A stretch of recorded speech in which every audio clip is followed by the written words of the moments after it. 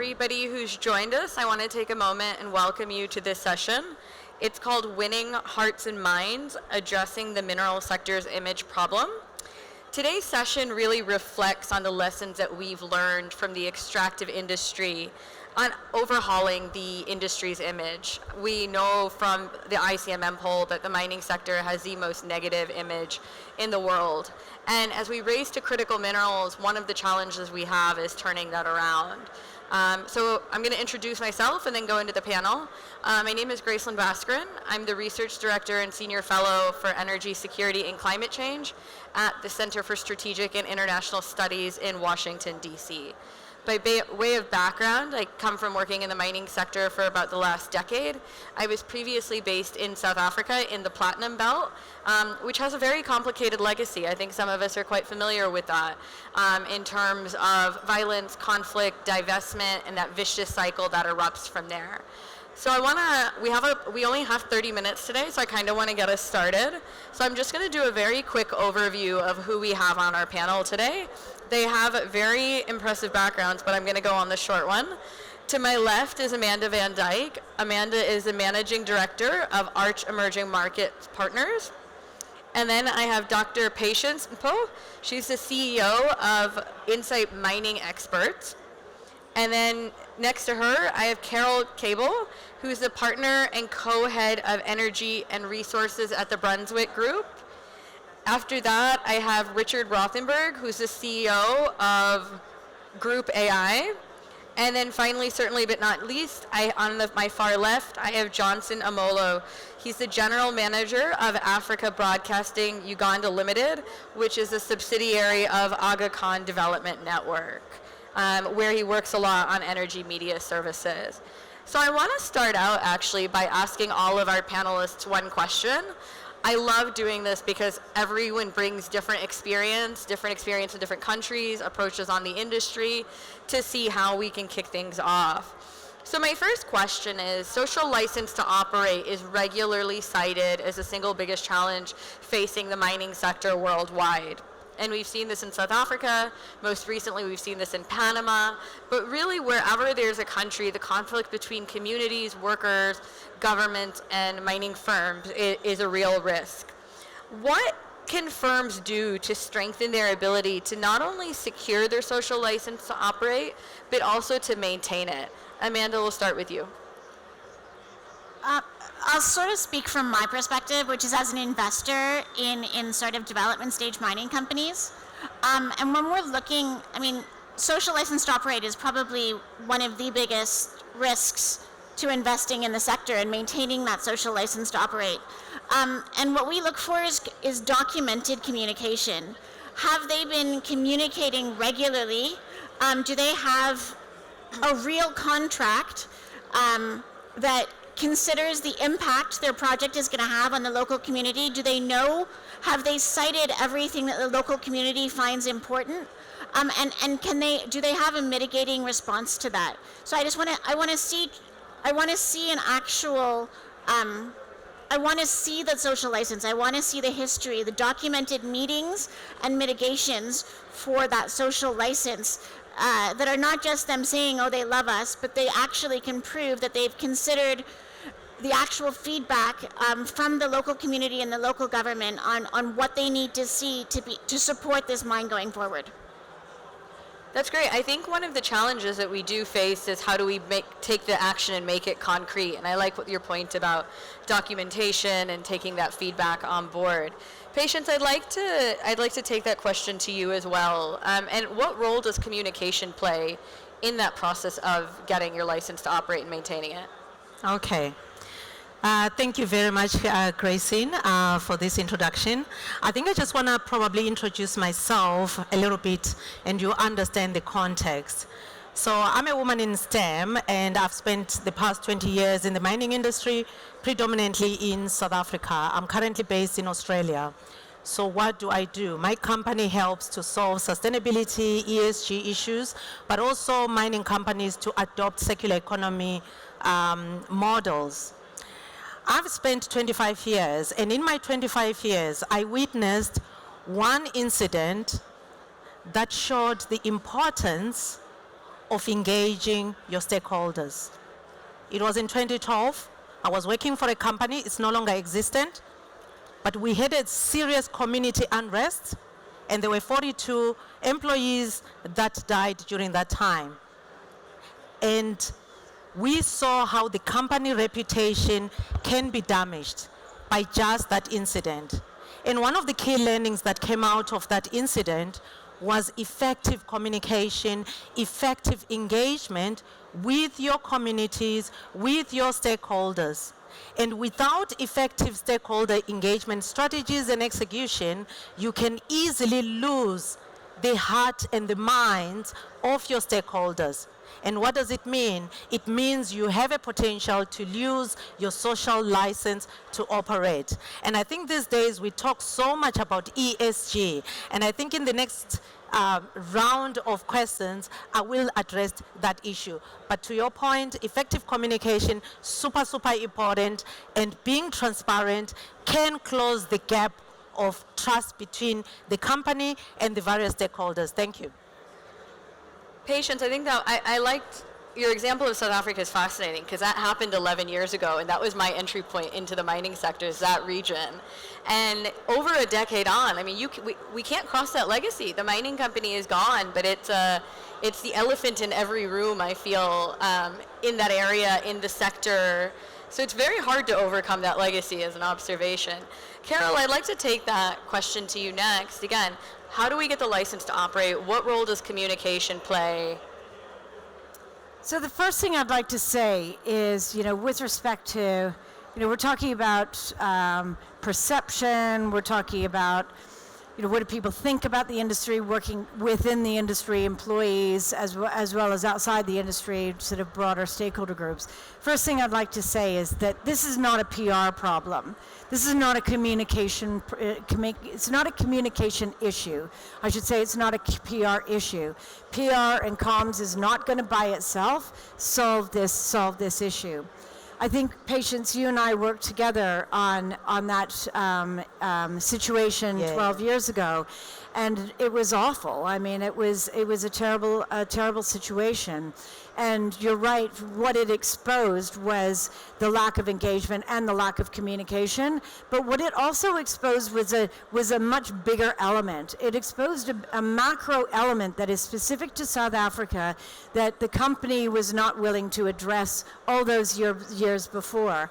And I think what we're facing now, even though that was particular to South Africa, what we're facing now on a global scale is macroeconomic turbulence, geopolitical turbulence that is dividing society into extreme right and ideological left. And that is making it very, very difficult to communicate a single homogeneous message as a global industry when you've got those two polarized viewpoints, and when you also have every country has issues that is specific to their country, and every community has issues that are specific to their issue. So I think that it's, I think we just need to be truthful to ourselves that we're not going to solve this just with good comms. We need to think about what is happening in the world and take a step back and say, how does business and how does this particular mining company fit into that conversation? And now what do I need to do with that information to try to tell my story within that? Or how do I react to that? Or how do I engage with my stakeholders in a language and in issues that they care about? Absolutely. There's no one-size-fits-all solution, and I think that's what the mining sector sometimes wants. But we saw with Australia, with the caves, there's really not a one-size-fits-all approach because there are just different communities, different groups, different cultures, different, fantastic. Richard, I want to take that onto you. So social license to operate. You come from a big data background. What does that tell us about how we need to go about getting that license to operate? Yeah, absolutely. Can you hear me? Can't hear you. Can you hear me better? Yes, better. Yes, okay. Great. So just a little background. I'm the CEO of Global AI, and here we leverage artificial intelligence to, in this context, look at social license as perception. When we think of perception, perception is data. Data that can be quantified. So the degree of how negative or how positive society as a whole and stakeholders look at mining and their negatives and positives. We think of it from an opinion perspective, which is not quantifiable, but this, we can leverage artificial intelligence to start to measure this and first understand where we are. And we actually performing an analysis, a global analysis of all these super region countries and each one of the metals, the critical metals on a global level, and understanding what are the negative themes and how negative they are over time. And this is something that can be tracked. And the important thing about this is you have a series of negative events. It could be a mining accident, it could be a catastrophe, it could be a corruption, which reverberates into narratives that dissect into what we call footprint. So a negative event gets different narrative from NGOs, civil society, and other stakeholders that amplify certain stories. And this is all something that we can, with new technologies, we can actually quantify and track on a daily basis on a large scale. We're actually looking at 60 languages, hundreds of thousands of news of data points over several years. So the potential of this for us to better understand the narratives and how this impacts social license over time in very specific geographic areas at the subnational level is something that, is a big opportunity for this topic. Thanks, Richard. I think it's really fantastic that we're starting to move in a way that we can actually assess this on a global level to understand the depth of the problem. And are we able, kind of going back, how do we then tailor approaches to our relevant context? Johnson, I want to turn to you. Social license to operate, you are based in Uganda, you have a lot of experience on the African continent. Social license to operate is a challenge in a lot of these contexts. How do we get it? How do we keep it? Thank you. Hello, thank you. I think social license to operate from an African perspective, it's been a challenge. If you look at the landscape in the African continent, there's a lot of conflict where there's mining taking place. And most of the conflict is partly contributed by the miners in the African continent, supporting one group against the other. But in summary, I think the social license to operate organizations that are investing in the African continent need to be focused in what they do. They need to have smart objectives, repurpose the objectives where they do business, come up with objectives that will not only benefit them, but also benefit the society where they're doing business. That will be able to enable them get goodwill from the public where they're doing business, and also to involve the community, give them a controlling stake in the leadership and local stakeholders. In that way, they reduce hostility and develop a good working relationship with the communities and the government where they are doing business. And lastly, in the African continent, social license to operate is partly fueled by non-government organizations that watch over environmental impact that arise out of mining, and also the governance framework around how the licensing regime operates for the miners. So the miners also need to work with the right and the wrong non-government organizations. In that way, they create a balance, and the population and the country can be able to easily accept the miners and ensure that the investors in the African continent easily get their social license to operate. Absolutely. The role of multi-stakeholder coordination is so central to it. Whether it's NGOs, labor unions, communities, workers, they're all part of what needs to sit at the table. I'm going to kind of come back and pick through some of your answers now. Patience, you raised ESG performance. Why is ESG performance so important to starting to turn around this legacy of mining, which we now have identified as a clear priority? Absolutely. So ESG is really fundamental to understanding where you are in terms of where are you going to be in the next 10, 20 years or generations to come. Now, with ESG, there are many aspects to it. I think the most important part is to understand it's a material risk, but within that material risk, you also have other material risk within the ESG. I think Ernst & Young has published a report in terms of what the top 10 material risks are within the ESG. One of those is the community impact, the mining around the communities. That's one of the biggest material risks for mining companies.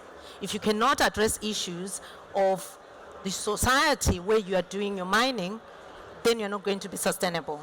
The second aspect is water. We know mining utilizes a lot of water, right? If I'm sitting in the community and I don't have water, clean water, and the mining industry has got lots of water and it's dumping the tailings into the tailings dam, and there's a lot of water that's trapped in these tailings, how do you think it will make me feel? Of course, disgruntled, right? This is where you start getting issues coming up, right? So that's one of the most important things in terms of water. The third aspect, which was actually picked, is obviously energy, which is the decarbonization, climate change. Those are some of the risks which have been identified within the ESG itself. Now, if you think about the mining industry, it uses a lot of energy. Now, that energy can actually be translated and used by the communities, right? But particularly in terms of the emissions, which is the CO2s that the mining industry emits, that's a big risk for the mining industry. So ESG is at the fundamental, and mining companies need to be deliberate about their ESG strategies, being able to understand what frameworks they will use to be able to measure their performance. Any company that has got a high ESG performance is likely to be to get investors interested in putting a lot of funding in it. Thank you. That was fantastic. Thank you. Carol, I want to actually build on that. Is how do we meaningfully change the perception of the industry? We have so many goals in the industry. Gender representation, we know that's a challenge everywhere we go. I'm very pleased with the gender representation of this panel today, but we know it's a challenge, right? But also attracting talent. Mining historically has not been the sexiest sector to work in. So we do struggle with the shortage of workforce development. How do we get the support from communities? So how do we change that perception, in your opinion and in your experience? It's a good question, one that I'm working on, trying to solve. It's because it's a really big question. It's how do you attract new talent in? How do you keep the talent that's already there? And how do you get buy-in from your communities and real engagement with your communities? I would say that communications is what I do. So what we're talking to our clients about is flipping that communications on its head. Don't go into your communities and don't go into your employees and don't go into your prospective employees and just say, by the way, we're so great, and if it weren't for us, you wouldn't have a mobile phone. That just doesn't fly. No one believes it. No one cares, and it's just, threatening words is not a way to attract and retain anybody. So what we're doing is, and this is a point that I think everybody on the panel has made, data is so vitally important. It should not be up to any of us just to guess what communities might think or to tell them what they should like and they should care about. Use data to inform every single thing that you do. So, for example, I'm working with a mining client at the moment where we're working to redevelop their employee value proposition. Well, how do you do that? You can write some nice words on a piece of paper and then try to go out in the market and sell it. But if it's not going to land well, and if all the 25 to 35-year-olds roll their eyes and would rather go and work for Google or for a pharma company or whatever other company, then that's just a waste of time and money. So we go into the field, and I'll have a word with my fellow panel member of considering using AI, because this is a way to actually get real data to understand really how what the concerns that people have, so that you can put together a communication strategy and a communications plan to talk to people about the issues that they care about. Thanks, Carol. Amanda, I want to move to you. So we've talked a lot about the use of data, but I'm curious about the use of standards. The opening session this morning, there was a lot of talk about, ICMM standards, leading the way with standards. And look, there are a few bad actors, which we've referred to, even in the context of this panel, that have really adversely affected the impact of the mining sector. How do we leverage standards for good? How do we rebuild? I don't know if rebuild is the right word. How do we build the mining sector's reputation and legacy using standards? So I think the data and the standards and the reputation are all intrinsically linked. It goes back to ESG. When the reputation of the mining industry is largely based on bad incidents that were extraordinarily well publicized, like the ones discussed earlier. And when the mining industry does something bad, it's always ESG related. It always comes back to ESG. So the ICMM, as well as Coppermark and the Canadian Mining Association, have come up with a new set of standards, because whenever we're looking at a mine, if it's doing things right, it's measuring its ESG, it's figured out what its KPIs are with regard to ESG, and it's delivering and reporting on those KPIs. That's what a good mine looks like. But they do that internally, and then they don't get in trouble. What the ICMM is trying to do is come up with a universal set of standards. Good ESG practice for every mine is different, but KPIs, water, community relations, all of those sorts of things can all be measured.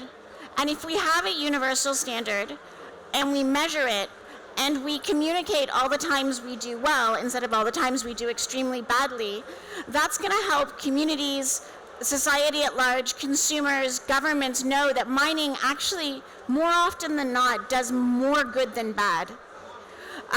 But it's only the bad stuff that makes the headlines. I think we need to work together at coming up with standards, meeting those standards, and communicating those standards, and the people that do very well effectively, because mining done well can be incredibly supportive of local communities, incredibly supportive of local and national economies, and provides critical minerals that the world needs. So the point is, can we do that sustainably and communicate that effectively with the world? And I really think that standards and measurement are going to play a huge role in that going forward. I totally agree. I think the new paradigm of mining that a lot of these countries in the super region are really embracing is it has to be mutually beneficial. We don't want the unilaterally, beneficial extractive model without the jobs, without the infrastructure, without the development. And I think it's actually forcing the more advanced economies to go to the drawing board for the first time and say, how do we do this? And I agree, standards are super important into that. We only have a couple minutes left, so I just want to wrap up with two questions. Johnson, you come from a different perspective, which I really appreciate. And we were talking earlier, some mining company, a lot of criticism is dished out in the sector. Some of it is fair, some of it is unfair. What is your take on the fairness of the criticism in terms of the legacy of mining and the way the sector is performing? Well, I think the criticism is fair. If you look at the licensing regime for these miners in the African continent, successive regimes that come up in Africa always review the licenses because they believe that the licensing framework was wrong, either in terms of revenue share or either in terms of mining concessions, the fees, license fees that have been paid by these investors. So the criticism I would sum it up as being fair, because in most cases, you will either have low wages being paid to the mine workers, you will have social protection is very poor for the mine workers, infrastructure around the mining areas is also poor. Then you'll find in general the economic activities within the mining areas are low, because the miners do not pay what the locals believe is a fair share of what they should be investing in those communities. Absolutely. And I think that's a great point, is that kind of discord is at the heart of the challenges that we face. Richard, I want to ask my last major question to you is, as countries in the Gulf, as countries in the West look to build their critical minerals projects overseas, especially greenfield projects in areas where we may not have historically mined, how do we use that big data to hold ourselves accountable to ensure that we are continuously doing better? Yes. So we detected some interesting opportunities after working with some of the biggest AI projects we've done at the United Nations and working with some of the world's largest institutional investors, is that we identify that a lot of the legacy for mining come from a narrow perspective on very specific issues of the old ESG.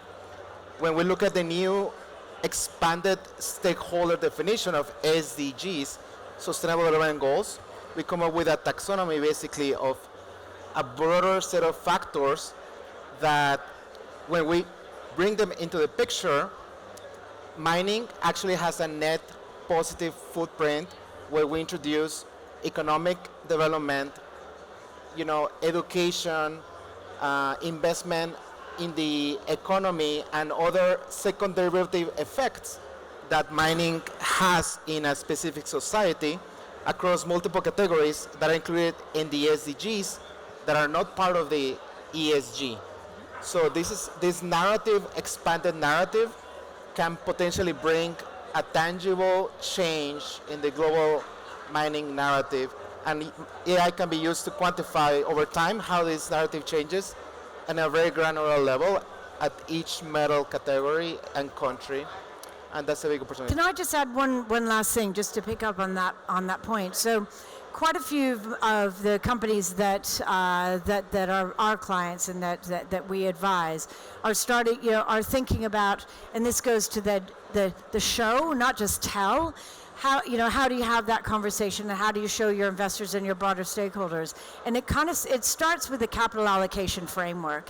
How we all know how mining companies allocate capital to get a financial return. But what companies are doing now, and what we're advising companies to do, is to show that how they allocate capital to get a social return, so that you're showing real social impact on the ground, and so that there's a clear, transparent way where you can see where the money goes and how the decisions are made to deploy capital for an expansion, for example, or a new mine development, or a new tailings dam, and how were societal and environmental decisions how were they made, and how do you place a value on that and a return on that? And I think that level of transparency is kind of where we're getting to.